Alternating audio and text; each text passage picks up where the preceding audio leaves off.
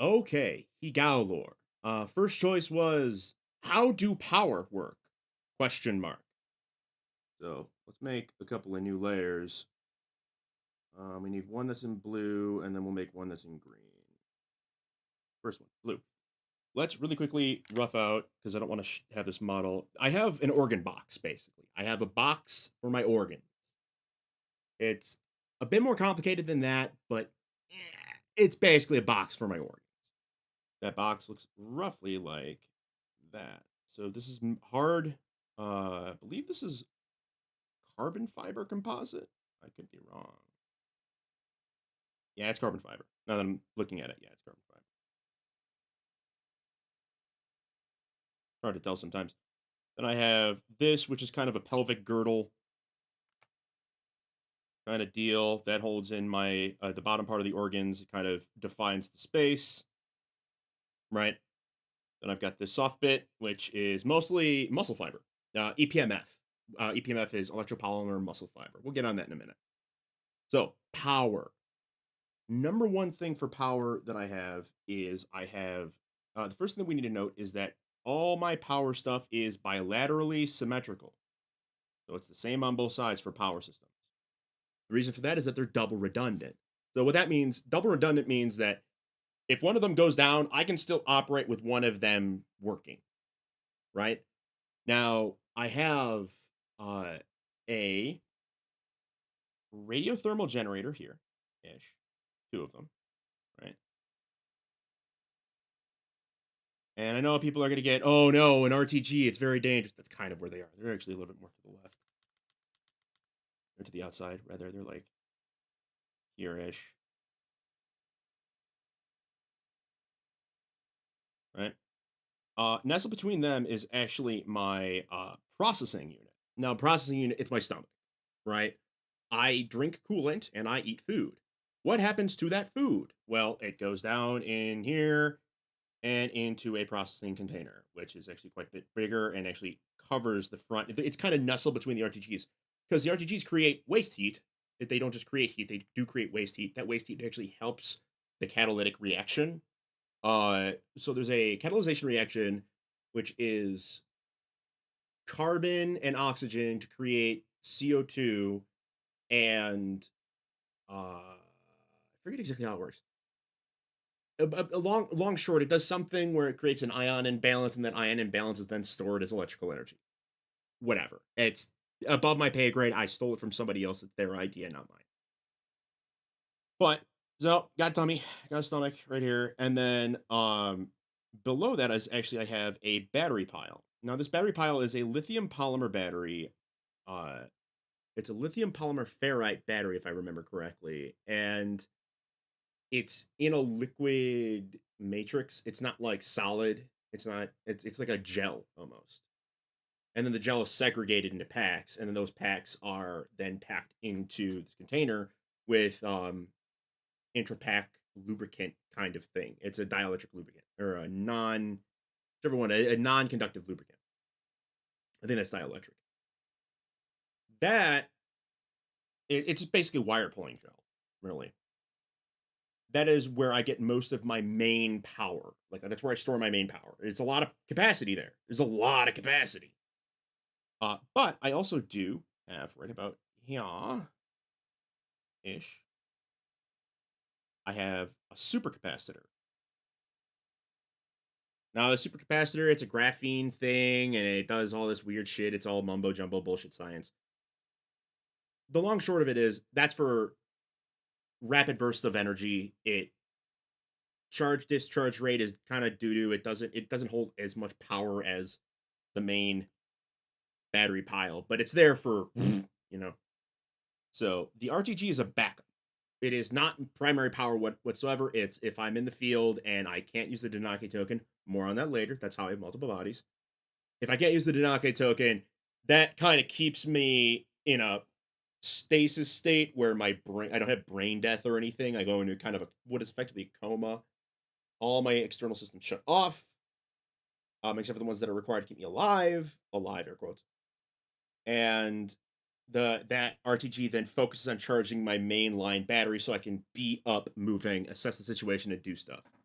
Now, I have lungs for two reasons. The main reason is I need oxygen in order to perform the catalytic reaction because it's carbon and oxygen. Now, you're wondering, oh, you don't have an intestine, there's no tube going down. No, the tube actually goes out to a segregation pump, which is actually kind of hidden back behind here. It's very tiny. And it is not symmetrical. This is one of the things I didn't make symmetrical, and I'm kind of regretting it. But what it is a segregation pump, and what it does is it segregates coolant, and then raw elemental materials that have condensed out of I believe this is nitric acid, out of the nitric acid mix because of oversaturation. So things like uh calcium, sodium, silicon, shit that's in food that isn't carbon that I can't do anything with. That gets separated out due to its weight and electrical conductivity, thermal conductivity, a bunch of different things. There's a little series of microfluidic valves and checks that just basically take all this stuff and dry it. And then that is actually used as thermal ballast. So it's heated up and transmitted to the lungs using little poof poof tubes and poof poof, little microfluidic tubes. And what that does is that it flash dries when it's exposed to the base of the lungs, which are normally very hot, like hot enough to boil water. The base of the lungs right here, hot enough to boil water because of all of the coolant stuff that's going on, and that's where all the coolant kind of ends up phase changing. So, like there's a pair of compressors here that for phase change stuff and whatnot. But very hot there, flashes off all of the fluid, and then I breathe out it as thermal ballast. So I breathe out smoke, but it's actually thermal ballast, any kind of hard, solid material that can be dissolved and then reprecipitated. If there's something that I eat that I can't dissolve, like if I eat a piece of plastic, I have to open myself up. It's not fun. I don't like doing it. It sucks. Uh, Elsewhere, I also have a small containment tank. I think it's like down here. It's again not symmetrical, but I have a containment tank here for coolant. It's as far away from the radiothermal generators as possible, and it's just a little It's just a little extra, like kind of load leveling thing. It's not a big deal. It's mostly because I keep getting shot in the leg, and then this will drain before it drains the rest of the system, and I start burning out. Because my muscles are electric. They are bundles of EPMF, which is electrocontractive polymer muscle fiber. They are held inside of casement. I can actually show you that. So these things are casements. Inside here is a bunch of bundles of EPMF yarns that are made of EPMF threads. They contract when electricity is applied along them, and they contract in proportion to the amperage, not the voltage. I got that backwards once. It was a bad time. So the more amperage, I think it's more amperage. Is it more amperage or voltage? I always get this mixed up. I'll tell you later. I'll either put a note or when I do EPMF as an explanation, I'll explain that more correctly. I have to do homework on my own body. How embarrassing is that? I say as most people don't take anatomy. But anyway, the EPMF has these jackets around them, these casements. Those jackets actually allow coolant to pass from one end to the other and then into a recirculation into the lungs where the heat is then uh kind of phase changed back. It doesn't phase change yet. We're working on a new system that allow it for phase changing, which will double the amount of cooling action that I can do with this stuff. It's gonna be amazing. But right now we can't do that. Right, it just barely kind of it has a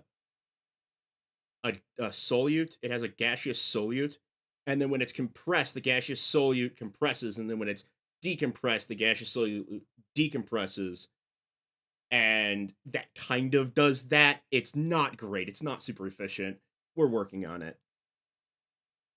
But what it does is that basically, when it gets here, parts of my coolant boil, while other parts transmit that gas along through, so I don't end up with like just a gas embolism or like a gas bubble somewhere in there. Transmit that gas in its microfoamed form. A lot of the additives do that. Back down here where it gets compacted back down, and then that heat is expired out through my lungs. The other thing is these are all air cooled as well because these are all, especially the big ones, like these major muscle groups, like here and then in the gluteus muscles here, they're exposed to air for a reason. This makes them much more sensitive to abrasion. Like, oh god, if like cleaning out between here, all this shit, bad time, bad time. But it makes the airflow really does make a big difference, especially because I have micro pores in here. So if the temperature is too high, the pressure will build in the muscle to the point where uh, the fluid and gas will leak out of the muscle. And what that does is that it provides additional cooling because now the heat being carried by the gas and the fluid are going straight out of the muscle into the air, and then it's immediately being replaced by the backflow, by the stuff inside of the backflow container, which is like right down here. So that's kind of how it works in a nutshell. It's a lot more complicated than that. I'm simplifying it significantly, but that's how my power and cooling system work. One thing of note is right here there is actually a panel. You can't see it normally on the like you can't see it because it's kind of hidden. I have to reach under here with a pair of a screwdriver, and then like unscrew two screws here and here, and then break a seal it's like a self adhesive tape kind of seal. It pops open. Under there is a actual plug. Now that plug is what I'm plugged into right now, so I don't have to run my system. All of this complicated shit here doesn't have to run, except for the coolant, doesn't have to run while I'm plugged in, which is great. It's awesome. Um, that's how I do things. That's how I stay powered when I'm doing maintenance on myself, things like that. The problem is I can't do that in the field. I can't do that while I'm walking around because if there's crap that gets in there, or oh god, I've had problems. There have been problems. But yeah, I think that pretty well explains it. So next, I think I'll explain either my vision system and why my eyes are shaped like they are, like that, why they're shaped like that, or maybe I'll do a deep dive on EPMF. If you guys have a preference, let me know in the comments or wherever you can get a hold of me. Yeah, Hegao lore. Peace.